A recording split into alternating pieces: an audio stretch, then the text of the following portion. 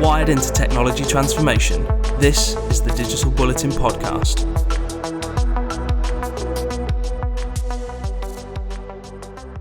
Hello listener, thank you for joining us for episode 14 of the Digital Bulletin podcast. Alongside me in our quotes studio, fresh from escaping pod responsibilities last month, we welcome back Digital Bulletin content director James Henderson.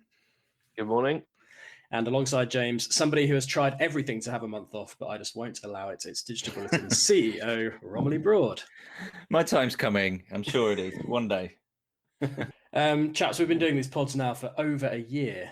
Ron, Really? Has that time flown by, or can you not remember a time before I dragged you away from your actual job to do this? That's a year, really, already. Yeah. It doesn't feel like that at all, does it? It must be because it's so entertaining and engaging. That's what it is. Absolutely. James, how are you doing? I'm very well, thank you. It's I can't quite believe it's been a year since we started doing this. I remember when it was really novel, and now it isn't. But still enjoying it. Although a month off was nice, obviously. Oh, your enthusiasm is infectious, James. I meant for the listener rather than me. You know, someone who actually knew what they were talking about was on, so they'll have to put up with me again this month. I remember when we started out, we were walking around the city centre of Norwich trying to find a location to record this thing, like on the day we were meant to be recording it. It was pretty desperate times.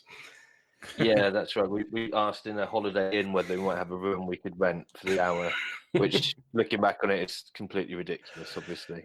Well, unbelievably, things have regressed even from there to the point where we don't even see each other anymore, and we do it over a video call. But, you know, that's how all podcasts are done these days.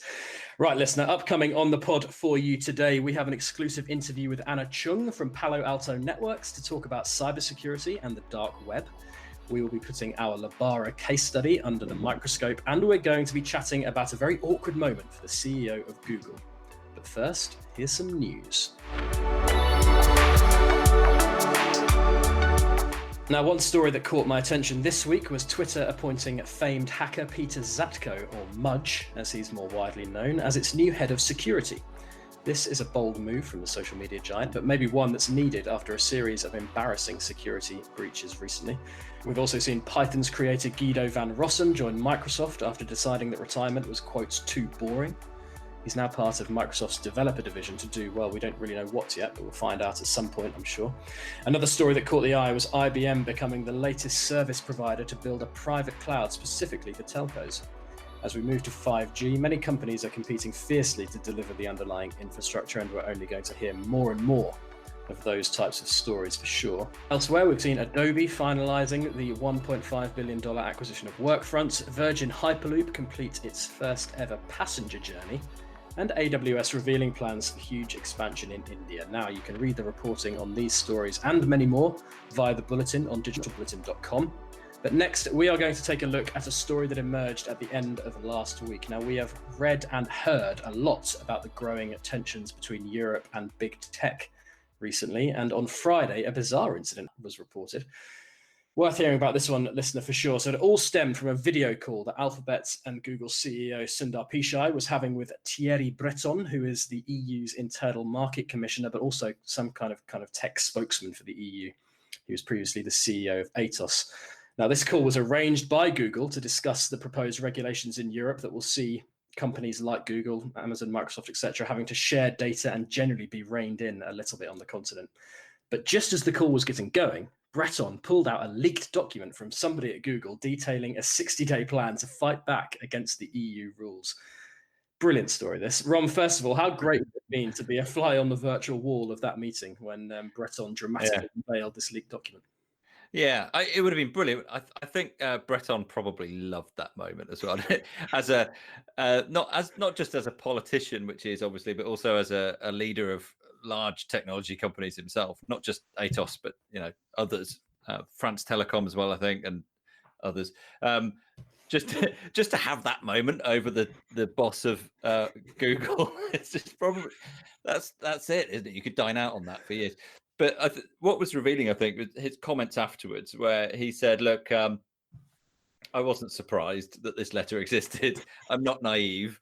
And it's like, well, yeah, okay. It was a nice moment, but it was fairly obvious that Google and everyone else are coming up with those sorts of strategies. You just don't normally hear about it. But the sheer scope, the sheer threat that the Digital Services Act represents for people like Google and the big tech companies, not just big tech companies out of the US, by the way, potentially lots of technology companies, is a clear and present danger over the next few years. And so, people are going to have all sorts of strategies, and what would be surprising is if they didn't, right? Yeah. But still. I'd love to know how A, Breton kind of came into possession of that document, and B, at what point he decided that he was just going to, on this call with Sundar Pichai, just unveil it so dramatically. I think that I'd just love to have seen that moment. Do you think he just sort of lifted it up really slowly from the bottom of the video call, or just brought it in the side of the frame? Well, Rom, I've got a leaked document now about you, which I'm just now going to unveil. Oh, no, there we go. Oh, no. I must stress that Sundar Pichai did kind of say he had no knowledge of this information and had never seen the document before. So just get that in there. But you've kind of hinted at it already, Ron. But doesn't this give us a window into kind of the very real battle that is happening right now between these huge companies and these huge political bodies and organizations who are kind of coming to a head and have been now for a while? But the Digital Services Act, as you said, is really the kind of point where the crunch is going to be quite loud, isn't it? Well, this is probably, I don't know, but it's probably the most seismic and important piece of legislative action of the first half of this century. Basically, it's going to set, as Europe often does, it's going to set the tone for what then ends up becoming fairly standard globally. They kicked it off really with GDPR, obviously, which has now been mirrored and echoed in similar forms elsewhere. And what they're simultaneously trying to do is to say, look, big tech it's great, actually, in a lot of respects. I mean, we're all working from home now because of them. However, there are big emerging problems with it. How do you regulate and indeed tax properly big gatekeeping type companies like the big social media platforms, Amazon, Apple, etc.? How do you make sure that they are behaving properly given their overwhelming power?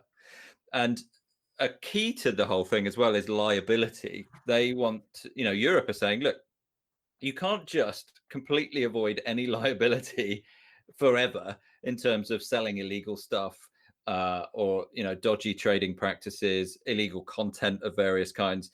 The debate really is going to be, well, hang on, where do you draw the lines and the boundaries around this stuff? But wherever those boundaries get drawn in the end, it's a threat to the existing business models of people like Google and so on, because this cuts across advertising as well, of course, and that's like the mainstay of certainly things like Facebook and Google to a great degree. So it's going to be quite the bun fight. And it will be really interesting. It's going to take years, by the way. But over the following years, it's going to be interesting to see how broad this is, or whether they end up deciding, look, this is far too complicated. We're going to just make it a really narrow thing, and we're going to just apply it to certain companies.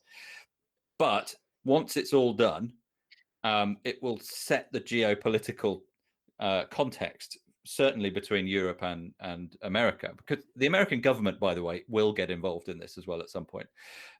In fact, I would refer you back to your own article in the current issue of Digital Bulletin, which goes, it's really revealing and interesting as an article to say, how Europe is tackling the infrastructure part of this.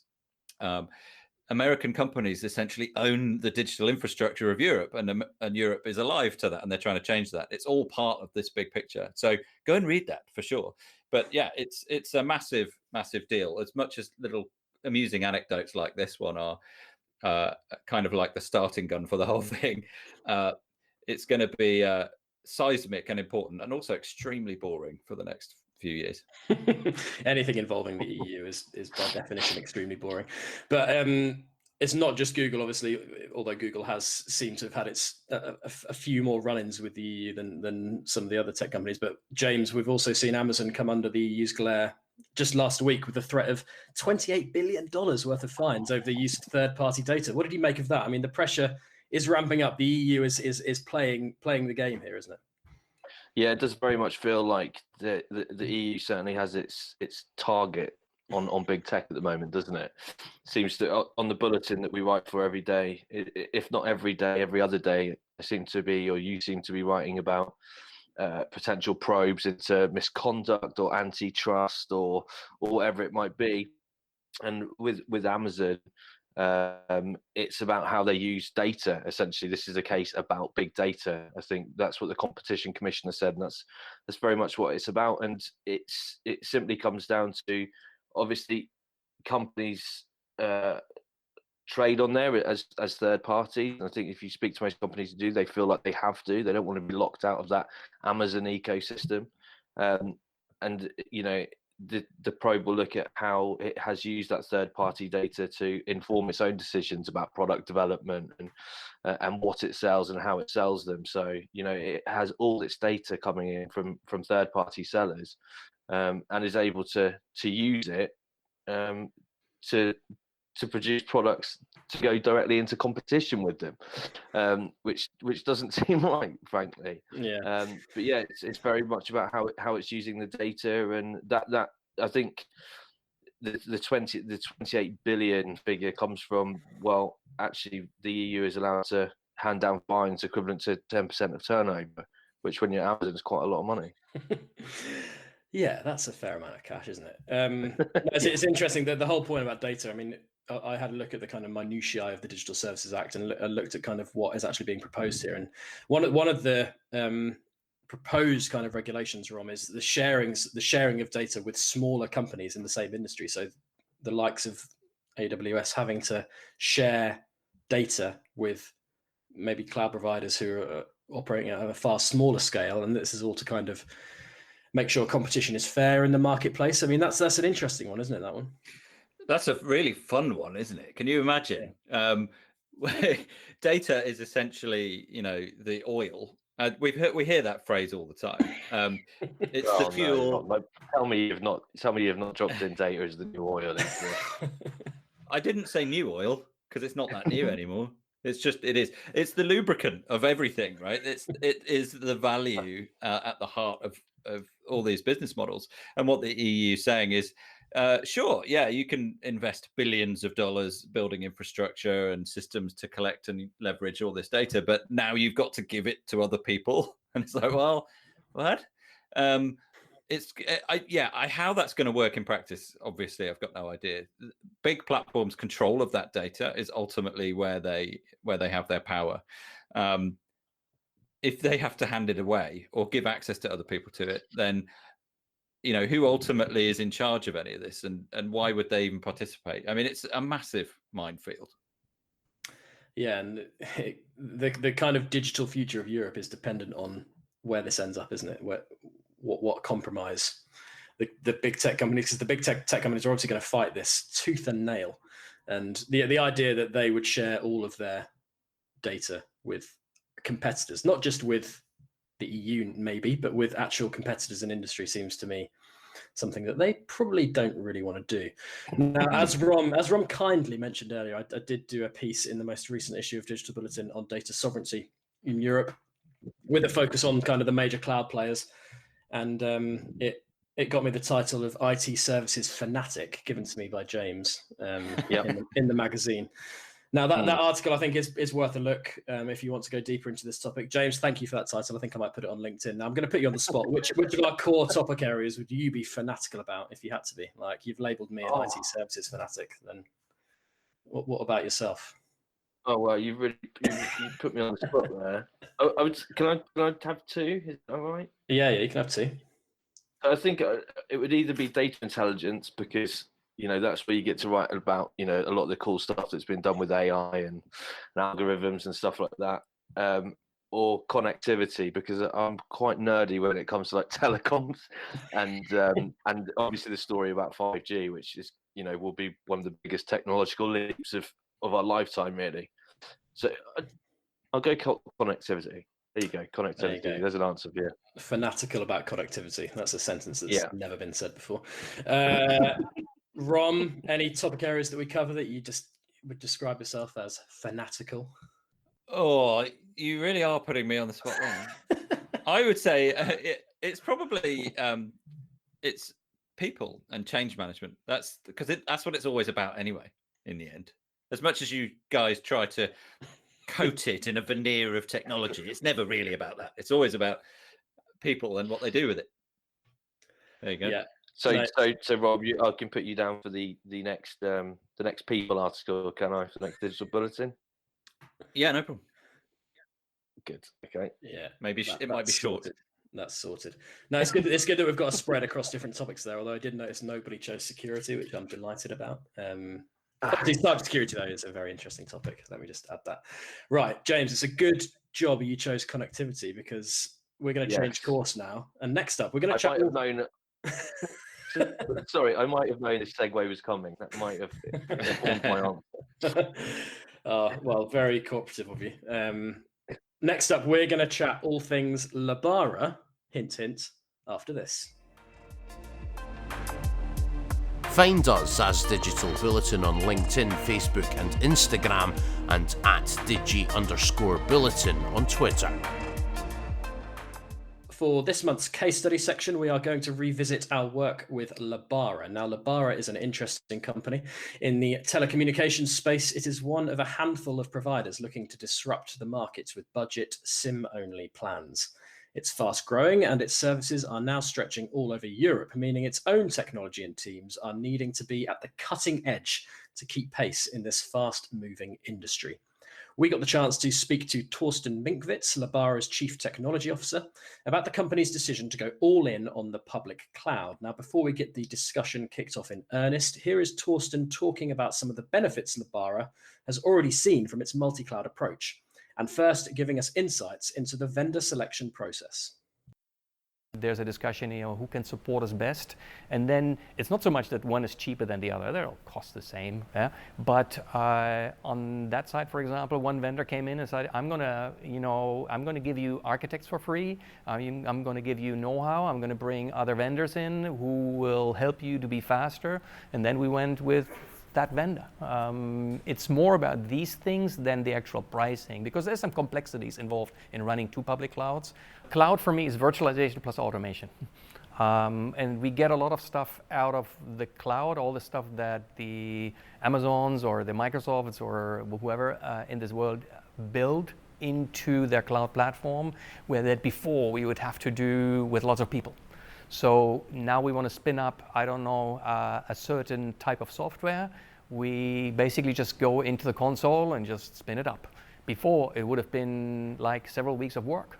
So there's a lot of this automation that is coming with the cloud that is very, very, very good for us. And then we can, again, concentrate on the stuff that creates value, not so much on, doing layer by layer by layer of technology. James, this was a big strategy play from Torsten and Lebara, wasn't it? Maybe can you start by talking us through the problems that led them down kind of the cloudification path, if you will? Yeah, absolutely. So at the heart of it, really, Torsten and I think the other members of the technology team, what they found were they were in this sort of perpetual cycle of really expensive infrastructure upgrade cycles. Really nitty gritty stuff, which took time, very expensive. Upgrading their sort of data centers, really sort of getting bogged down in works of racks and screws and stuff like that. And speaking to Torsten, it was a real, you could really sense how frustrated that had made him, that, big portions of his best technology teams were having to spend so much of their time getting, sort of working on these upgrade projects, which to his mind, understandably, wasn't really adding any value to Lebara. It was sort of keeping it where it was. And if when they were working on those, they weren't able to progress any of their internal technology programs or work on the client side as well, which he said he found immensely frustrating, and no doubt so did those technologists and those professionals in the technology and IT team. So it really came from a frustration and an annoyance that so much time was being taken up on these sort of infrastructure cycles. Yeah, it definitely sounds like frustration was kind of the main word here for Torsten, and it obviously a really kind of big decision. I think they've already lost or been able to kind of lose one of their data centers, haven't they, because of this shift to That's right. kind of this multi-cloud approach. One of the best aspects of the story for me, though, is reading about one of Lebara's best engineers, one of the team's most talented people, basically going up to Torsten and saying, "Am I going to be made redundant because all of our work is now being done on an Amazon cloud?" I thought that was really interesting. It gave us a bit of an insight into some of the challenges maybe that we see from sort of cloud migration project. I think so. We take it for granted, don't we, that everyone just understands these. But what that shows is, even with really experienced engineers, there's still some misconceptions around what a move to the public cloud is and sort of their role within it. Because of course you still need engineers, and highly talented technologists within the teams. But that, I guess, there was also doubts that Torsten spoke about in the wider company about the sort of viability of moving telco grade technology. So you're talking about sort of IP, voice, charging systems, and sort of migrating that to a public cloud. But yeah, it certainly made me laugh. And when Torsten was telling it, he was laughing too. That one of I think he said it was one of his his best engineers, and he said just because we're moving to an Amazon owned cloud, we still need talented engineers. But yeah, I think it sort of shows in the microcosm that maybe we take it for granted because we speak to people who understand it every day, CTOs and CIOs. But if you're an engineer, maybe you don't. Maybe there is still work to be done. Educating people about what it actually is to migrate to a public cloud. Yeah, it does kind of make you think, doesn't it, about some point in the future where companies may just have everything on public clouds and all of it is automated and all of it is basically outsourced, and it makes you think about kind of the future of people. But obviously at the moment, especially in this instance of Lebara, it's kind of in the middle of this project and it's still very, very reliant on its team. Now talking about his team, as James said there, a real motivation for Torsten was freeing up members of his team from those kind of labor intensive infrastructure upgrade projects, and he discusses that more in this clip. I think most of the employees want to add value, and they want to add value to the business, and they want to be seen as doing something for our customer. So I think it's much more fun, and it's also much more rewarding when you say, hey, I've done something that actually added, I don't know, more customers, where we get feedback from the business that it said, oh, that was really helpful, that reduced customer complaints or improved customer experience, or opened a new market or something like that. Everybody wants to get that feedback that you did actually contribute to the success, and so I think that's rewarding. People like that, and I believe for the majority of people, that's the way they want to go. Our customers will benefit from the fact that my team, the technology team, will put all its energy into improving customer experience instead of doing all the screws and the bolts and everything in the infrastructure. Rom, I'm going to come to you after that clip. Now, we know there's a huge kind of battle for tech talent in the industry. How important do you think is it for technology leaders like Torsten to offer people the kind of work that he's talking about there, where you're not kind of getting bogged down in the nitty gritty? You are working towards a greater good, whether that's kind of customer experience, as Torsten said there. Yeah, for sure. I mean, I think one of the things that's going to help Torsten to do that, of course, is the fact that the product of all of these efforts is a fairly dramatic reduction in costs, operational costs. Now, in theory, the company can then reinvest a lot of those savings into the kind of environments that it's creating for its normally very highly paid, talented engineers. Now, it has to, because it needs to attract those people from lots of other companies and businesses that are doing the same sort of stuff. So yeah, I mean, although actually that kind of shines a light. This year has been a really weird year to try and do that, of course. I don't know what James can offer on this, but we went down there to talk to them in a lockdown, COVID safe kind of way, but found ourselves in an extremely nicely appointed but largely empty office. Actually, let me just ask you this question, James. What did Torsten have to say about that in terms of the future? And it's not just about reinvesting in salaries to make sure that you get the best kind of people, but it's about creating rewarding and fulfilling jobs. How are they going to provide that environment?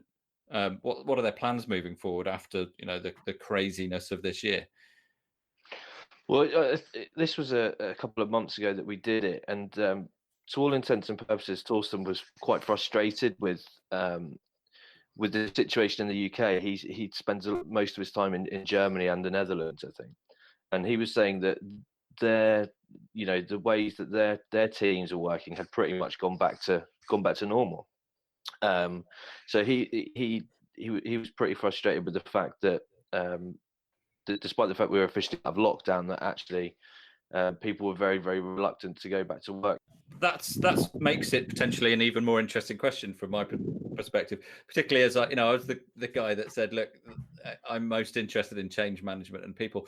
That's it's kind of encapsulated in the original question, which is, well, how do you compete for the top talent? What are the top talent going to want 6 months, a year from now, given everything that we've been through? Is it the Netherlands or the German experience? Is it the UK experience? Is it some kind of hybrid beasts out of all of them? Under all of that, presumably, the fact that they've cloudified enables them to have lots of options in terms of that stuff. They don't have to have people crawling around on hands and knees, plugging in wires and unscrewing things and all the rest of it. You can adapt and accommodate. And you would imagine that Lebara are therefore pretty well placed to be able to do that. Certainly versus maybe other companies or competitors that have kind of stuck more closely to a traditional operating model, perhaps because they needed to save money this year, if you see what I mean. So, yeah. I do. I do. But I guess that comes into the conversation about how I was speaking to, we're getting away from the bar side of here, but I was speaking to an executive the other day. He was telling me that a lot of his clients have been able to sort of pull off cloud programs or technology transformations that usually would have taken 7 or 8 years in 3 or 4 months. So you would think that they would come out of the other end of that with a lot more options and for their teams and how they work, and whether it's a hybrid of working from home and obviously being in the cloud will enable that. Yeah, it's interesting that when you consider this, what it's like for a team of technical people, a team of engineers to work fully remotely, how that works. Because you hear a lot about scrum teams and agile and being like working together tightly in teams to get things done.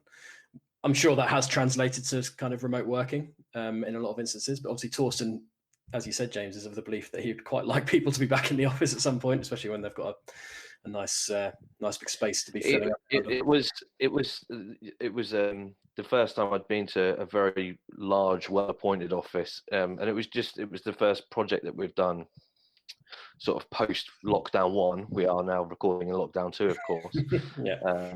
And we went to this unbelievable office in the sort of docks in East London, and you would imagine it, buzzing usually, and it had all these brilliant breakout areas for scrums and that way of working. It was a place where you felt you could be very dynamic, and there was maybe 15 people in there, so it was yeah, maybe understandable then that Torsten felt a bit downbeat about it. I agree. I'm sure we are going to go back to normal at some point in the future. I'm going to leave it at that. I'm not making any more predictions about when exactly that might be. James, just to kind of wrap up on this, what were your main takeaways from this project? Because we write a lot about cloud journeys. In fact, it's probably the subject we write about the most. But this is an opportunity for us to kind of get real insight into a public cloud migration, which is one that's happening really at scale, isn't it? Definitely. I think I had a couple actually. One was the savings that they think they're going to be able to make or are already making. Torsten in the interview said that this is a program which is timetabled to end sort of at the end of 2022, so in a couple of years' time.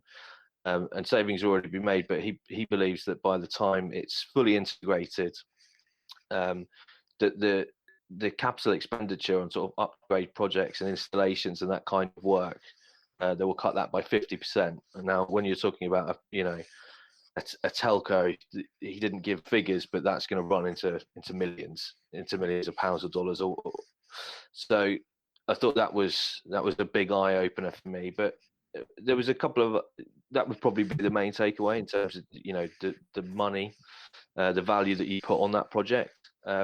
Probably the other one or two, maybe we covered it, but obviously there's still a skepticism or a misunderstanding about what public cloud migrations offer, or how that sort of ties into the technological expertise that an enterprise is still going to need.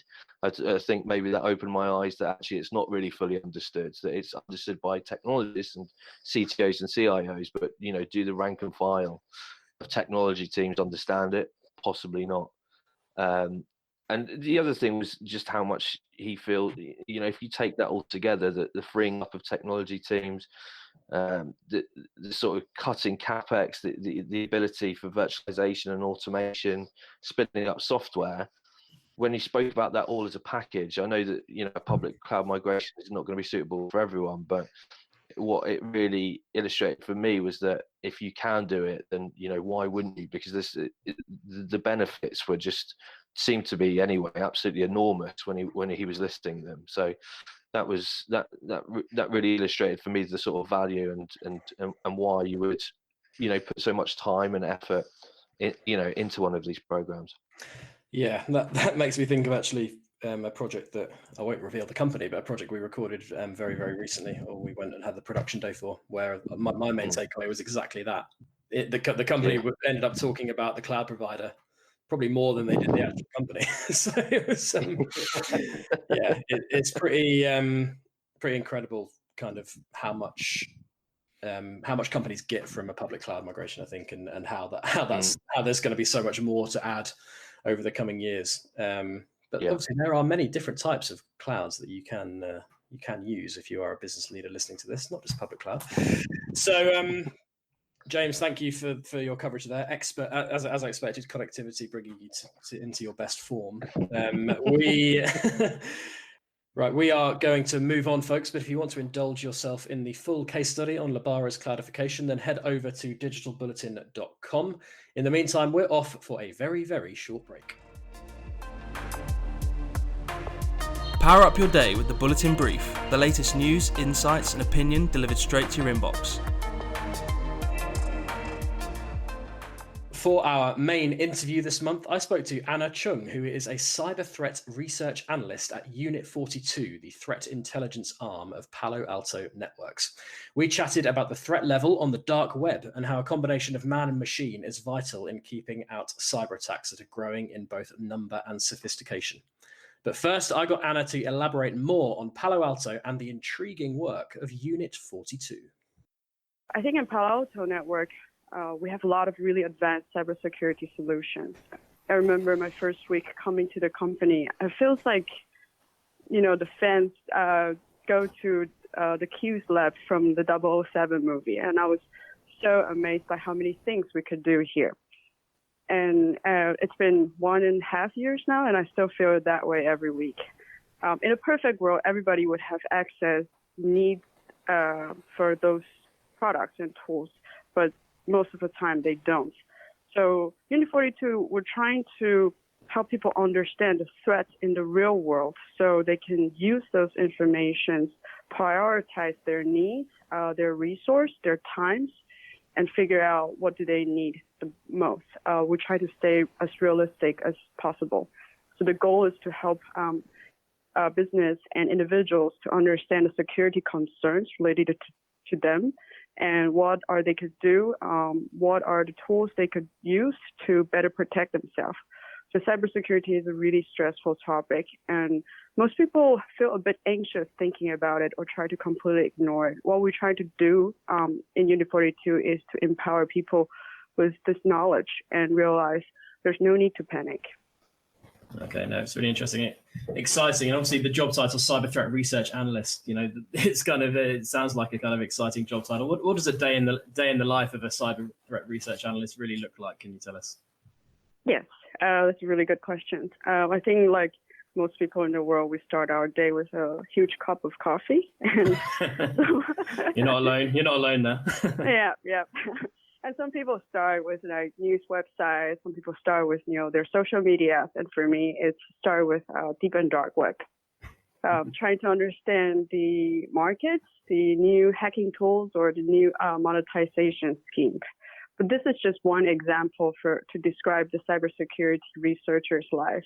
Overall speaking, we all spend a lot of time constantly monitoring external threats out there in the wild, such as malware, hacking tools, like I said, and also the new technique or certain attackers' campaigns, their behavior, their latest attempts, so on and so forth. It allows us to enrich our threat intelligence analysis with context, including who, how, and why. For example, like if we came across a malicious IP address, we don't want to give our Intel consumer this information, just say, hey, this is a bad IP address, so block it. It doesn't make sense. It doesn't help them to prioritize their task. So for us, the ideal threat intelligence should look like, hey, this is a malicious IP address. It's being used by this malware family, and this malware usually is tied to a certain campaign, and maybe previously or historically, their targets are specific industry in specific regions, and their motivation is probably for your confidential information or your financial information or your account that they can resell later on to make their financial profit. So what we want to do is tell a full story, so it helps defender to make faster and more effective decisions for themselves. Okay, now I know, Anna, that you've done various kind of projects before. I know you looked at IoT and the supply chain, for example, security, and now you are kind of looking at the dark web and looking at financially motivated kind of cyber attacks. Why are you focusing on that area right now? And maybe tell us a bit about what you found out. So personally, I've always fascinated by human behavior, especially from the macro perspective, and this kind of show in my education background. For me, deep and dark web is very much like a cyber anthropology study. At the end of the day, it's a group of people running their business. They're constantly developing new ideas, new products, and new business model to maximize their financial gains. At the same time, they have risks that they try to avoid, such as being caught, arrested by law enforcement, being disrupted by tech companies, or being scammed by other cyber criminals, which are quite common, actually. I've been working for a tech company for 10 years, and I know from the system backend, we can see many digital footprints, such as network traffic, suspicious file behaviors. All of this information are very informative, but sometimes I think we forgot that cyber attacks are designed and conducted by human beings to target other human beings. So it's important to understand their motivations, their behavior patterns, and sometimes politics among the cyber criminals. And the best way to understand these human beings and observe them is through observing the deep and dark web, which is the marketplace where they exchange their communication, money, and their tool. And sometimes the final results after a successful compromise. We needed those to put together a complete, holistic understanding about the story, not just when it happened in the system, in the operation environment, but also before the attack. What is their plan? Is there a potential target? Is there any attempt? Is there any tools or hiring happening in the underground market? And after intrusions, do they bring the compromised data to underground? What do they do with it? Do they try to sell it? Do they try to utilize those compromised data for the next attack? So it's really important for us to have full visibility and understand how the whole things work. It's a fascinating area, isn't it? And generally, Anna, how wary do you think businesses should be? Like, what is the threat landscape, do you think, currently on the dark web, and how wary should companies be about this? I think we categorize cyber attacks based on their motivation. And there are three major commonly seen type of attackers. There are financial motivated cyber criminals. There are cyber espionage campaign targeting mostly confidential information. And there are the so-called hacktivism who are political or social ideology driven and want their voice to be heard. Deep and dark web is a really good source to understand financial motivated cyber criminals. So based on the motivations, each criminals or attacker will use completely different tools and have completely different behaviors. And it kind of gives us a good understanding what they'll do and what they might do next. So overall speaking, the findings, I think in the underground forums, it's quite interesting to find out there are several regional markets in the underground world. They're divided by language, not necessarily the geographic borders. In the virtual world, people usually group together because of their similar mentality, preferred communication and payment tools. And there are several active major marketplace. We know it's English-speaking or Russian-speaking, Spanish-speaking, and Chinese-speaking underground market. Each market has its own cultural and systems, and some of them have very clear structure and strict vetting systems. In some markets, small talks or long-term bonding is highly valued, while in some other markets, small talks is considered a sign of weakness.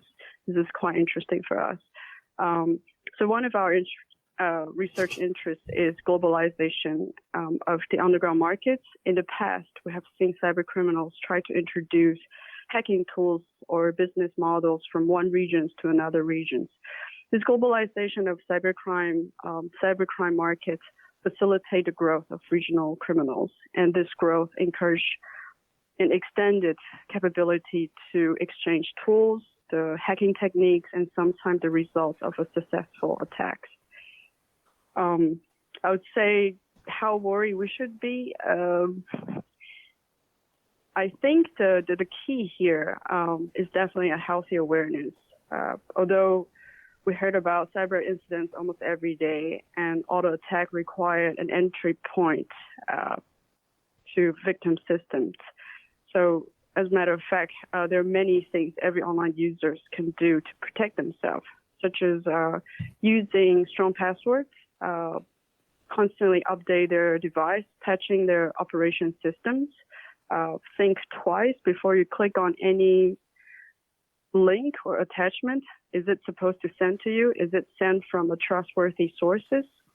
And I think for smartphone users, make sure they only download software and applications from trusted sources such as Apple App Store or Google Play. And of course, don't use public Wi-Fi without VPN protection. What are the next kind of the big kind of hopes, whether it's a type of technology or a type of approach? Like how are we going to keep up with the sophistication of kind of threats on the dark web?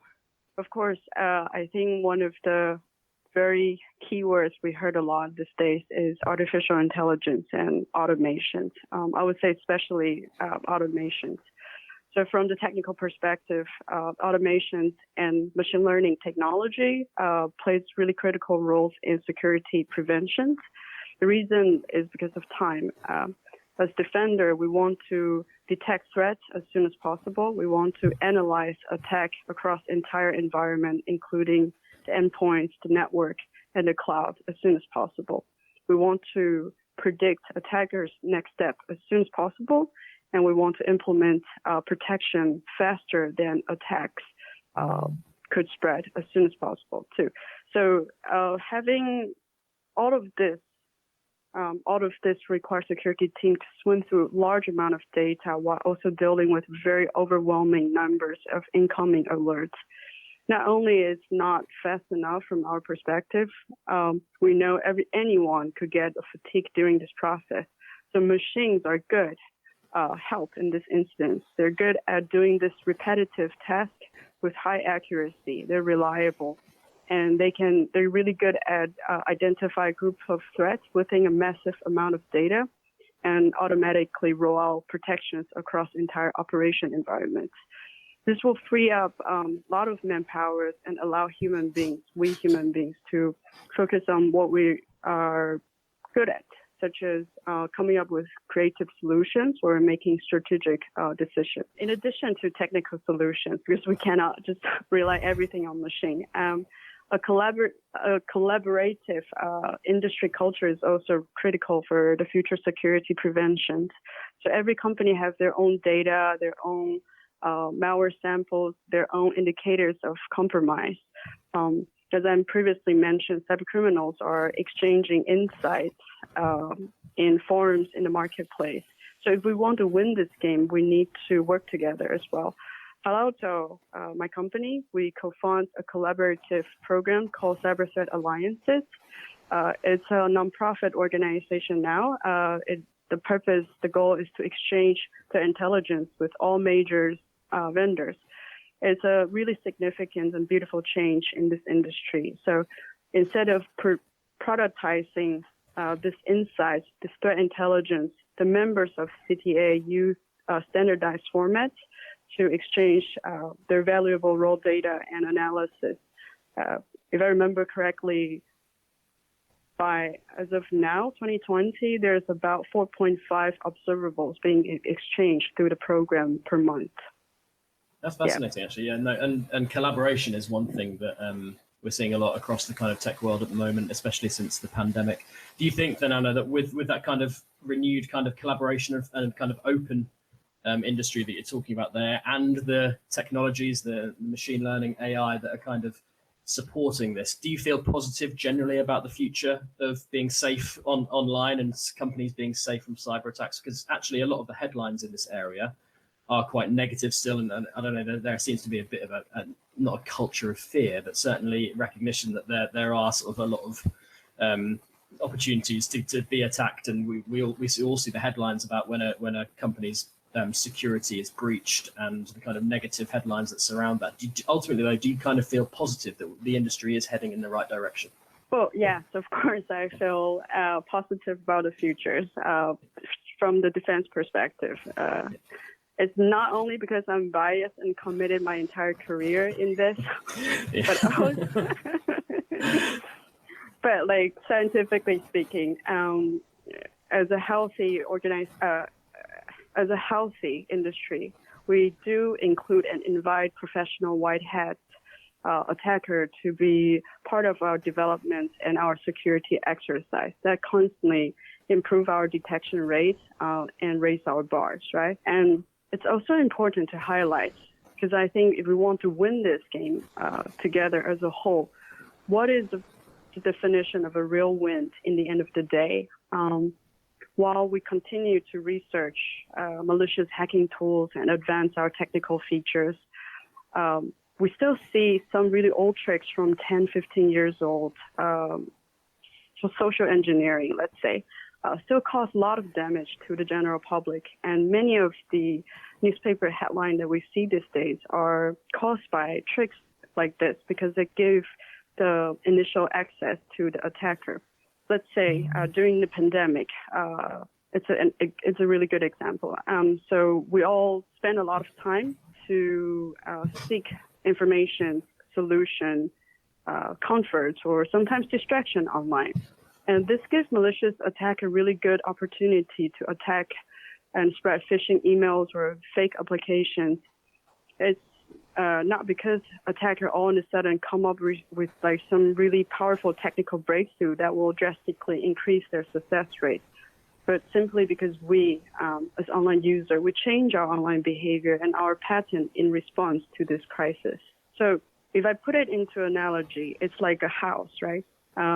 What professional defenders are doing is constantly design stronger walls, building better locks to protect what's inside of the house. But what we really need to do and spend some time to do is to promote security awareness for every house owners or every resident. They need to stop leaving the door or windows open when they're out or even when they're at home. And they need to stop bringing suspicious package into the house. I think from the defense perspective, winning the battle together with everyone is the success that we really want at the end of the day. We are going to end things there, listener, but not before I've had the chance to do some plugs. There's more content than ever flowing through digitalbulletin.com and Tech for Good, our sister website. And one thing to look out for, we will be launching a Tech for Good podcast very soon. So keep an eye or an ear out for that, I suppose. All that leaves for me to do is to thank my panel. Romilly, thank you very much. No, thank you. And James, thank you very much. My pleasure. And a big thank you to you two, listeners. Stay safe and well, and we will be with you again in a month's time. Goodbye.